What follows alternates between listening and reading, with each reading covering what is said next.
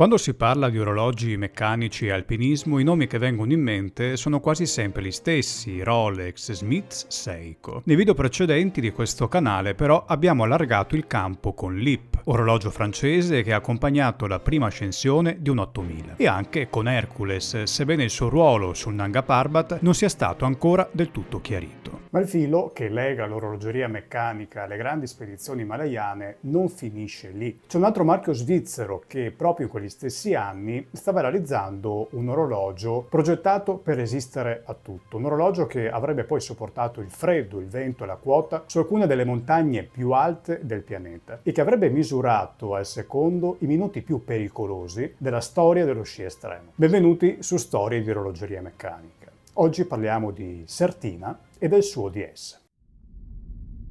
Storie di orologeria meccanica, storie di orologeria e alpinismo.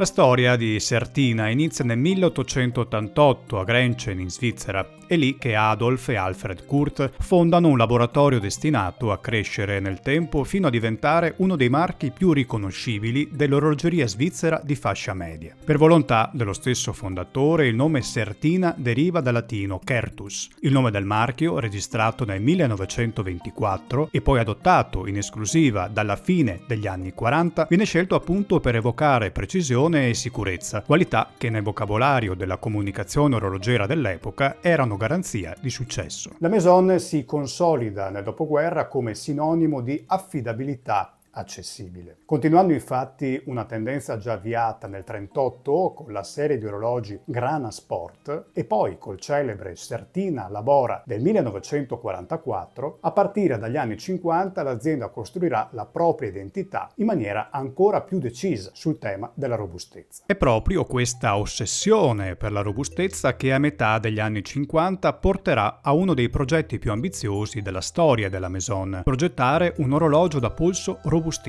Il risultato di questo lavoro si concretizza nel 1959 e viene chiamato DS. Le iniziali stanno per Double Security, doppia sicurezza, un nome programmatico che riassume il principio costruttivo del sistema. L'intero movimento viene montato in modo flottante all'interno della cassa, sospeso da un anello elastico ammortizzante che si aggiunge al già presente Incablock. In questo modo il movimento può muoversi liberamente in tutte le direzioni, assorbendo urti e vibrazioni. A questo si aggiungono una guarnizione rinforzata, un vetro plexiglass di spessore maggiorato e un fondello più robusto. Il risultato è un orologio che regge cadute da 6 metri e una resistenza all'acqua fino a 200 metri di profondità. Tutto questo in una cassa dall'aspetto classico, elegante, con le caratteristiche Anse Bombay. Fuori è un orologio di stile, dentro è una macchina quasi indistruttibile. Il brevetto che protegge questo sistema di ammortizzazione del movimento viene depositato l'8 maggio 1958 dal produttore di casse Huguenin Frère di Lelocle, lo stesso che forniva le casse per i primi Speedmaster di Omega. Il DS arriva sul mercato nel 1959 con la referenza 5101013, a carica manuale e ancora con il fondello liscio, senza il famoso logo con la tartaruga. Quasi in contemporanea, Certina inizia a adottare alcune spedizioni alpinistiche di questi orologi nella loro variante automatica. Siamo ancora negli anni d'oro dell'alpinismo himalayano e la prima grande occasione arriva proprio l'anno seguente. Dal 1950 varie cordate avevano tentato di domare la montagna delle tempeste, il Dhaulagiri. Tutte erano tornate sconfitte. Nel 1960 una spedizione svizzera guidata da Max Eiselin si prepara ad affrontare per l'ennesima volta quella montagna, 8167 metri di quota, nella parte occidentale del Nepal, l'ultimo degli 8000 ancora inviolato. L'impresa non è semplice, lo stesso Eiselin l'aveva già tentata senza successo nel 1958. Questa volta però, facendo tesoro dei precedenti fallimenti, ha elaborato una strategia diversa. Invece della cosiddetta Pearl Route, punta sulla cresta nord-orientale, più logica e meno esposta. I finanziamenti per la spedizione però scarseggiano, così gli alpinisti raccolgono fondi vendendo circa 30.000 cartoline a 5 franchi svizzeri l'una. Il supporto della stampa elvetica qui è determinante. Questa specie di crowdfunding funziona perfettamente e così l'impresa può avere inizio. Per trasportare uomini e materiali al campo base 2 a 5.750 metri di quota viene impiegato per la prima volta un aereo cargo, il prototipo del Pilatus Porter PC-6.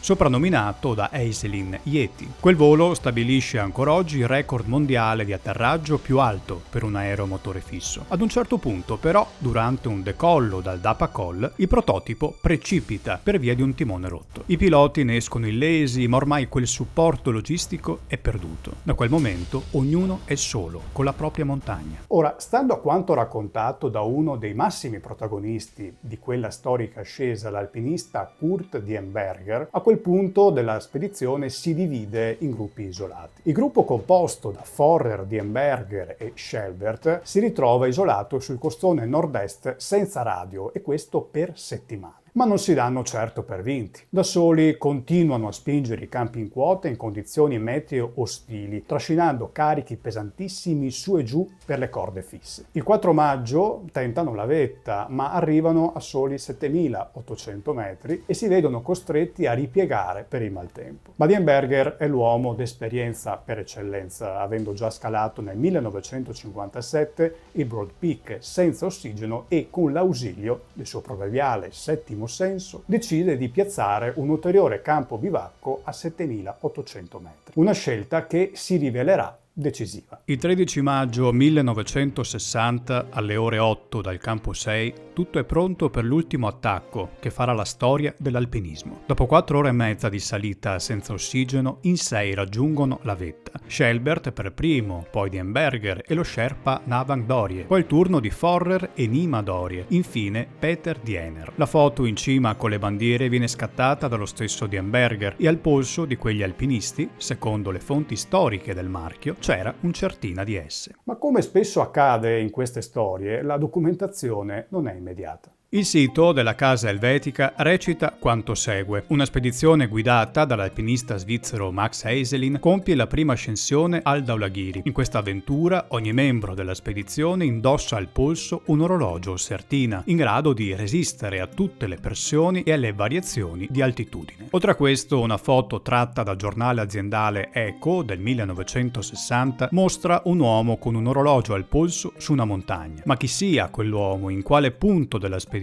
sia stata scattata la foto e a quale modello preciso indossi non è del tutto intuibile dall'immagine. È una storia familiare per chi segue questo canale. La comunicazione ufficiale dei marchi spesso anticipa o amplifica la documentazione storica. La curiosità però è capace di portare molto lontano. E chi già alcuni anni fa ha avuto il merito e la volontà di approfondire la questione ha trovato la risposta dove meno se l'aspettava, direttamente da Max Eiselin. Nel mese di ottobre del 2015 il ricercatore del sito Vintage Certinas incontra Eiselin di persona a Lucerna e l'alpinista ha ritrovato pochi giorni prima dell'incontro il suo orologio. È un DS automatico di 36 mm di diametro, referenza 5601003 e calibro con datario 25451, sebbene con bracciale e quadrante sostituiti. Sul fondello è inciso Schweizer Himalaya Expedition 1960. Eiselin dichiara inoltre che almeno un altro membro della spedizione possiede ancora il suo certina DS e lo indossa ogni giorno. Questa testimonianza sarà in seguito raccolta dalla stessa casa elvetica a scopo pubblicitario. Lo spot, reperibile su YouTube, ripercorre percorre con la viva voce di Max Eiselin tutte le fasi salienti dell'impresa del Dhaulagiri, non mancando di insistere sulla grande affidabilità e sicurezza garantita alla squadra da parte dei Certina DS indossati in quota. Queste dichiarazioni sono molto importanti in quanto fanno del Certina DS uno degli orologi meglio documentati dell'epoca aurea delle esplorazioni himalayane, nonché un orologio dato ufficialmente in dotazione per un'impresa alpinistica, cosa che lo distingue da molti altri segnatempo inquadrabili nella categoria di orologi personali indossati nel corso di azioni sportive o di eventi simili. Ma il protagonismo dei DS nel mondo dell'alpinismo non termina qui. La spedizione al Dhaulagiri non è infatti l'unica avventura in quota legata al nome Certina. 3 anni dopo, nel 1963, Eiselin torna in azione con una nuova spedizione, questa volta all'Hindu Kush. Come riportato da diversi articoli di settore, nel suo libro Wilder Hindu Kush, gli orologi Certina vengono sorprendentemente citati come parte dell'equipaggiamento. Qui non si tratta solo di pubblicità, è una menzione naturalissima nella prosa di chi si è fidato di quegli strumenti. Nel 1964 arriva una variante dei DS pensata proprio per ambienti tecnici, il DS Automatic Amagnetic, con protezione magnetica fino a 500 Gauss permanenti. La linea si arricchisce anche di modelli subacquei e tra il 1959 e il 1968, quando il successore di S2 fa la sua comparsa sul mercato, vengono venduti più di 300.000 esemplari dei DS in tutto il mondo.